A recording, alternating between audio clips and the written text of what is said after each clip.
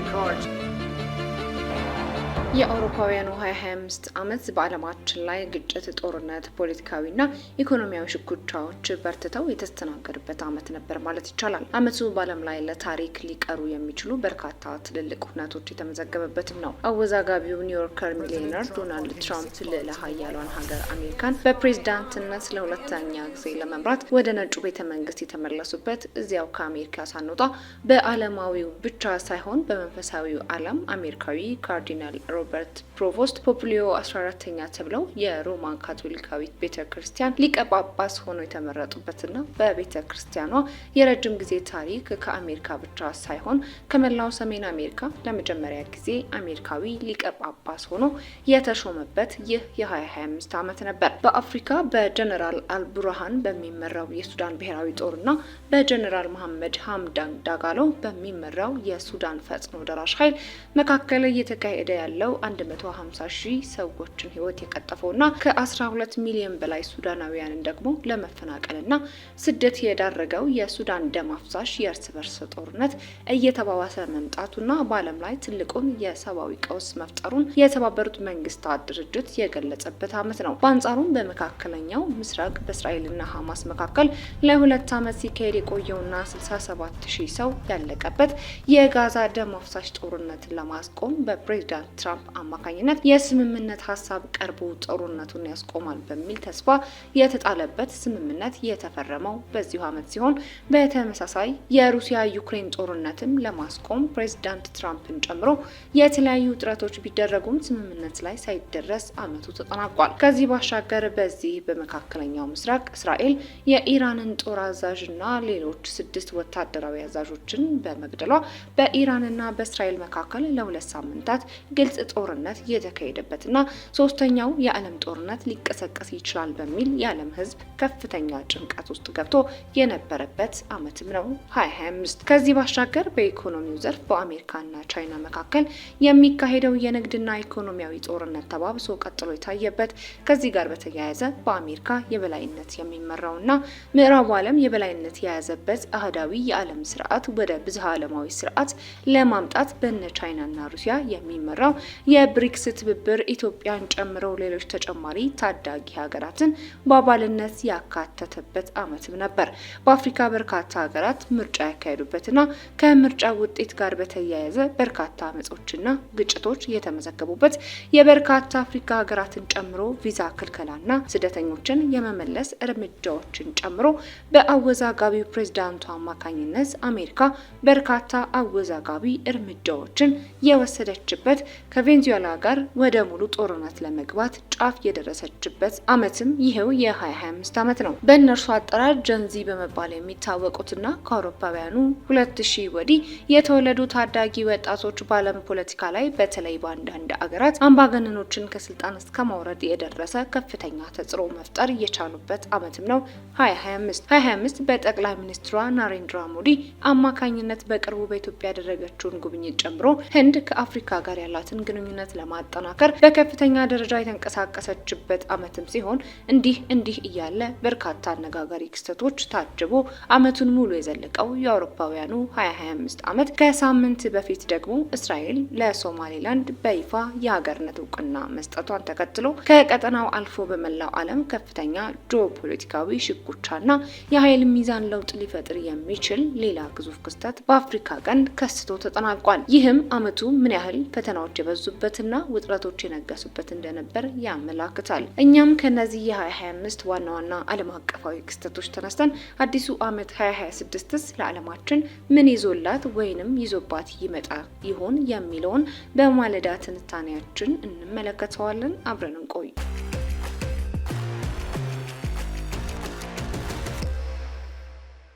በእርግጥ ዓለማችን በየጊዜው በማያቋርጥ የለውጥ ጎዳና ውስጥ እንደምታልፍ ይታወቃል። ከዚህ ጋር በተያያዘ 2025 ብቻ ሳይሆን አጠቃላይ የምንገኝበት ዘመን ዓለም በወሳኝ የለውጥ መሸጋገሪያ ምዕራፍ ላይ መሆኗን የሚገልጹት የጂኦፖለቲካል ኢንተለጀንስ ሰርቪስ መስራችና ሊቀመንበሩ ከዚህ ጋር በተያያዘ 2025 ብቻ ሳይሆን አጠቃላይ የምንገኝበት ዘመን ዓለም በወሳኝ የለውጥ መሸጋገሪያ ምዕራፍ ላይ መሆኗን የሚገልጹት የጂኦፖለቲካል ኢንተለጀንስ ሰርቪስ መስራችና ሊቀመንበሩ የሊችንትስታይኑ ፕሪንስ ማይክል ናቸው። እርሳቸው የዓመቱን መጠናቀቅ አስመልክተው በ2026 እና ከዚያ ባሻገር የዓለም ፈተናዎች በሚል ርዕስ በድረገጻቸው ላይ ሰፊ ትንተናን አስነብበዋል። አሁንም ከዋነኞቹ ቀውጢ ጊዜያት ውስጥ አንደኛው ላይ ለመሆናችን ግልጽ ነው የሚሉት ማይክል በ2026 ምን ሊፈጠር ይችላል የሚለውን መተንበይ ሳይሆን ከዚያም ባለፈ አጠቃላይ በዓለማችን ላይ በሚቀጥሉት ጊዜያት ሊከሰቱ የሚችሉ ጉዳዮችን ሰፋ አድርጎ መመርመር የበለጠ ዋጋ ያለው መሆኑን ያስገነዝባሉ። በዚህ ረገድ ኢኮኖሚን በተመለከተ በዓለማችን ላይ ባለፉት 40 ዓመታት ነፃ ንግድ፣ ገበያ መር ኢኮኖሚና የቢዝነስ ፈጠራ ላይ ትኩረት ተደርጎ መቆየቱን የሚያስታውሱት ጸሐፊው ይህም በሰው ልጆች ታሪክ ውስጥ ብዙዎችን ከድህነት ለማውጣት እገዛ ያደረገና አመርቂ ውጤቶች የተመዘገቡበት መሆኑን ያመላክታሉ። ይሁን እንጂ ላሉ ጸሐፊው ይህ መልካም የለውጥ ጉዞ አሁን ያቆመ ይመስላልም ይላሉ። በአሁኑ ሰዓት በዓለማችን ላይ ያለው ፖለቲካዊ ክፍፍልና የምዕራባውያን ማዕቀፍ በዓለማችን የንግድ ልውውጥ ላይ ለውጥ እንዲፈጠርና ሀገራት ከውጭ በሚገቡ ምርቶች ላይ ታሪፍ እንዲጥሉና የራሳቸውን የሀገር ውስጥ ኢንዱስትሪ ወደ መጠበቅ እንዲያዘነብሉ አድርጓል። ይህ ሁኔታ በአውሮፓ ህብረት የንግድ ጥበቃ ህግና የቻይና ቢሮክራሲያዊ መዋቅርና ድጎማ ፖሊሲ በቀጣይ የበለጠ ተጠናክሮ ሊቀጥል ይችላል። ባለፈው ሚያዝያ ወር መጀመሪያ ላይ አሜሪካን እንደገና ገናና ማድረግ በሚል በፕሬዝዳንት ዶናልድ ትራምፕ አማካኝነት የተዋወቀውና እንደነ ቻይና ከመሳሰሉ የአሜሪካ ተፎካካሪ ሀገራት ላይ እስከ 100% የሚደርስ ቀረጥ የሚጥለው የአሜሪካ የታሪፍ ህግ ደግሞ ሁኔታውን የበለጠ ሊያባብሰው ይችላል። በሀገራት በዓለም አቀፍ ተቋማት አማካኝነት የንግድና የቢዝነስ እንቅስቃሴዎች ላይ የሚጣሉ እነዚህ ጥብቅና በአብዛኛው ምክንያታዊ ያልሆኑ ገዳቢ የንግድ ቁጥጥር መመሪያዎችና ህጎች በመጪዎቹ ዓመታት በዓለማችን የቢዝነስ እንቅስቃሴዎች ላይ መሰናክል እንደሚፈጥሩና ለፈጠራ እንቅፋት ሆነው እንደሚቀጥሉ ጸሐፊው ያመላክታሉ። በዚህ ረገድ በቀጣይ በዓለማችን የኢኮኖሚ እንቅስቃሴ ላይ ዋነኛ እንቅፋት የሚሆነው ከጊዜ ወደ ጊዜ እየጨመረ የመጣው የመንግስታት ጣልቃ ገብነት መሆኑን የሚያመላክቱት ጸሐፊው በዚህ መንግስታት ተሰጥኦ ያላቸውን ግለሰቦች ምርታማ ከሆነው የግል ዘርፍ ገፍትረው እንደሚያስወጣቸውም ያብራራሉ። ይህም ምርታማነትን እንዲቀንስ ያደርጋል። በዚያ ላይ በዜጎች ላይ የሚጣለው ከመጠን ያለፈ ታክስና እርካታ የማያውቀውን የመንግስት ገቢ የመሰብሰብ ፍላጎት ሲጨምርበት ለኢንቨስትመንትና ፈጠራ የሚለውን ሀሳብ ይበልጥ ጠራርጎ ስለሚወስደው በኢኮኖሚ ውስጥ አምራች የሆነው የግሉ ዘርፍ ከኋላም ከፊትም ጠፍሮ ይዞ እንዲዳከም ያደርገዋል። ይህም መንግስታዊ አስተዳደሮች ብቃት በሌላቸው ሰዎች እንደሚሞሉና ውጤታማ እንዳይሆኑ ስለሚያደርግ በከፍተኛ ደረጃ ለብክነትና ላላስፈላጊ ወጪ እንዲጋለጡ ያደርጋል። ይህም በበኩሉ ካፒታል እንዲያሽቆለቁልና ሀገራት በከፍተኛ ደረጃ ዕዳ ውስጥ እንዲገቡ ስለሚያደርግ የመጨረሻው ውጤት የዋጋ ግሽበትና የኑሮ ውድነት ይሆናል በማለት በአዲሱ የፈረንጆች ዓመትና በቀጣዮቹ ዓመታትም የኑሮ ውድነት የዓለማችን ዋነኛ ፈተና ሆኖ ሊቀጥል የሚችልበትን እድል መኖሩን ያመላክታሉ።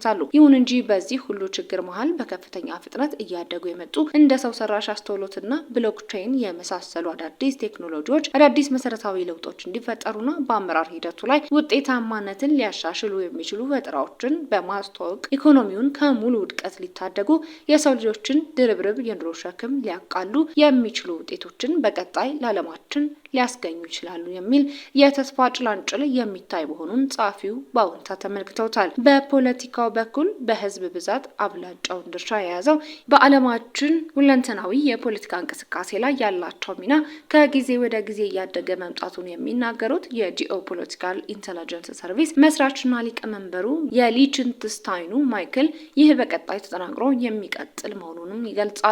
በዚህ ረገድ ምዕራባውያን ጉዳዩን በዴሞክራሲና በአህዳውያን አገዛዝ መካከል የሚካሄድ ጦርነት እንደሆነ አድርገው የሚመለከቱት ቢሆንም በትክክለኛው መንገድ ከታየ ግን ጉዳዩ በቡድን 7 የሚወክሉት የህዝብ ቁጥራቸው እየቀነሰ በመጡ አውሮፓ፣ ሰሜን አሜሪካና ጃፓን በአንድ በኩልና ሩሲያ፣ ቻይና፣ ሰሜን ኮሪያና ኢራን በሌላ በኩል መካከል የሚካሄድ ግጭት ነው ይላሉ ጸሐፊው። እናም እንደሳቸው አባባል ከዚህ በኋላ በህዝብ ብዛት አብላጫውን ድርሻ የያዘው ብዙሃኑ የዓለማችን ክፍል በዋነኝነት በምዕራባውያን መርሆች ላይ የተመሰረተውን የዓለም ስርዓት ተቀብሎ ለመቀጠል ፈቃደኛ አይደለም። እንደ ልዕለ ኃያልነት የአንድ ወይም የሁለት ሀገራት የበላይነት የመሳሰሉ አሮጌ ጽንሰ ሀሳቦችም ከአሁን በኋላ ጊዜያቸው አልፎባቸዋል። ከእንግዲህ ትክክለኛው የበላይነት እርሱም የሚኖር ከሆነ በቀጠናዊ ወይንም አካባቢው ደረጃ ተወስኖ የሚቀር ይሆናል። ከሶቪየት ህብረት ውድቀት በኋላ ምዕራባውያን ለራሳቸው የሚስማማቸው ምዕራብ መራሹ ዴሞክራሲ በዓለም ላይ ይስፋፋል ብለው አስበው ነበር፣ ግን አልሆነም። ሀሳቡ የተሳሳተ ነበር። ምክንያቱም መንግስታዊ የአስተዳደር ቅርጾች ተቀባይነት አግኝተው ለረዥም ጊዜ ጸንተው እንዲዘልቁ የሚፈልቁበትን የየሀገራቱ ባህልና እሴትና ሀገር በቀል መስፈርቶችና ደረጃዎችን አሟልተው መገኘት አለባቸውና እናም ምዕራባውያኑ ለራሳቸው የሚስማማውንና የተሻለ የሚሉትን ዴሞክራሲያዊ ስርዓት በቀረው ዓለም ላይ ለማስፋፋት የወሰዷቸው አንዳንድ እርምጃዎች ከፍቅርና አንድነት ይልቅ በዓለም ላይ የበለጠ መከፋፈልን ፈጠረ።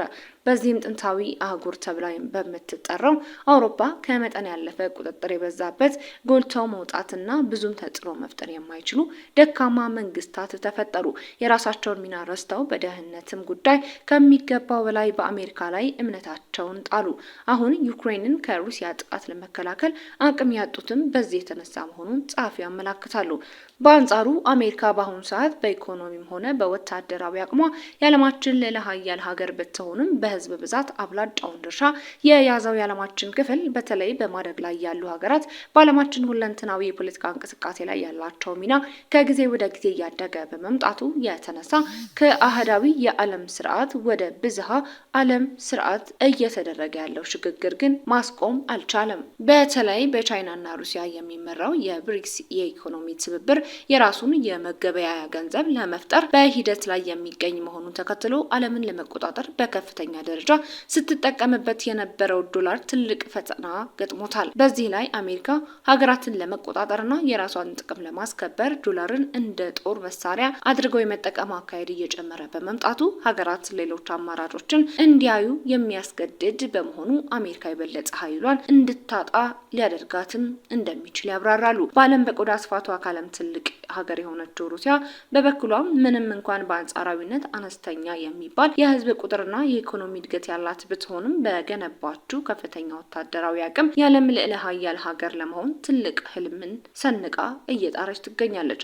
አውሮፓንና ምስራቅ እስያንን ባማከለው ምርጥ ጂኦፖለቲካል አቀማመጧና በግዙፍ የቆዳ ስፋቷ የተነሳ በቀጣይም ሩሲያ በዓለም አቀፉ የፖለቲካ መድረክ መሪ ተዋናይ ሆና በመቀጠል እድል ያላት መሆኑን ያመላክታሉ። በደቡብ አሜሪካ ብላ ዓመታት ተንሰራፍቶ የቆየው ግራ ዘመም ፖለቲካና ፖሊሲ በርካታ ሀገራትን በኢኮኖሚ እንዲኮታኮቱ አድርጎ መቆየቱን የሚያስታውሰው ጸሐፊው አሁን ሁኔታው መቀልበስ መጀመሩን ያመላክታሉ።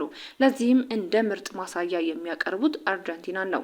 እንደ እርሳቸው አባባል የዓለም ሀብታማ ሀገር አርጀንቲና በሶሻሊስት ፖሊሲዋ የተነሳ ለአስርታት ፈራርሳ የቆየች ሲሆን አሁን ላይ ፕሬዚዳንት ሚሌ ባካሄዱት የፖሊሲ ለውጥና መተግበር በጀመሩት ገበያ መር ኢኮኖሚ በሀገሪቱ አመርቂ እምርታ መታየት መጀመሩን ይጠቅሳሉ። ከዚህ በተቃራኒው በእርሳቸው አገላለጽ የኋላ ቀሩና ጨቋኙ ሲሉ የገለጿቸው ባለፈው ሳምንት በአሜሪካ ከስልጣን ተወግደው የታሰሩ ፕሬዚዳንት ማዱሮ ቬንዙዌላ ዛሬም በሶሻሊስት ርዕዮተ ዓለም ተጠፍራ የቀረችና በምዕራቡ ዓለም ውስጥ እንደነ ቻይናና ሩሲያ ለመሳሰሉ ጸረ አሜሪካ አካላት ስትራቴጂካዊ መጠለያ የፈጠረች ሀገር ሆና መቀጠሏን ይገልጻሉ። በእስያ የቀጠና ዋነኛ ሀያል ሀገር በሆነችው ቻይናና አሜሪካ መካከል የሚካሄደው የንግድ ጦርነት እንዳለ ሆኖ ቻይና እንደ ጃፓን፣ ኮሪያ በፍጥነት እያደጉ በመጡ የደቡብ ምስራቅ እስያ ሀገራትና አውስትራሊያ የመሳሰሉ የስትራቴጂካዊ ጠቀሜታዎች ከፍ ባሉ ሀገራት የተከበበች ከመሆኗ ጋር ተያይዞ ከአሜሪካ ጋር ያለው የንግድና የኃይል ሚዛንን የማስጠበቅ ጦርነት በቀጣይ ዓመታትም ተባብሶ ሊቀጥል ይችላል። የዓለምን ያልተነካና ግዙፍ ጥሬ ሀብት አምቃ የያዘችው ሁለተኛዋ ግዙፍ አህጉር አፍሪካ ምንም እንኳን በአውዳሚ ጦርነቶች እየታመሰች ብትሆንም እየጨመረ ከመጣው ጠቅላላ ህዝቧና ግዙፍ የወጣት ኃይል ጋር ተዳምሮ በዓለም መድረክ ላይ አሁንም ተስፋ የሚጣልባትና ተሰሚነቷም እየጨመረ ሊሄድ እንደሚችል ጸሐፊው አመላክተዋል። መካከለኛው ምስራቅ አሁንም የዓለማችን የፖለቲካ የስህበት ማዕከል ሆኖ ሊቀጥል እንደሚችል ጠቁመዋል። ማህበራዊ ጉዳዮችን በሚመለከት በምዕራቡ ዓለም ለዘመናት ዋጋው ተዘንግቶ አበርክቶም ዝቅ ዝቅ ተደርጎ የቆየው ሃይማኖት እንደገና ማቆጥቆጥ መጀመሩ የሰው ልጆችን መልካም ስነ ምግባር በማነጽ ረገድ ለዓለማችን መልካም ነገር ይዞ ሊመጣ እንደሚችል ጸሐፊው በትንታኔያቸው አመላክተዋል።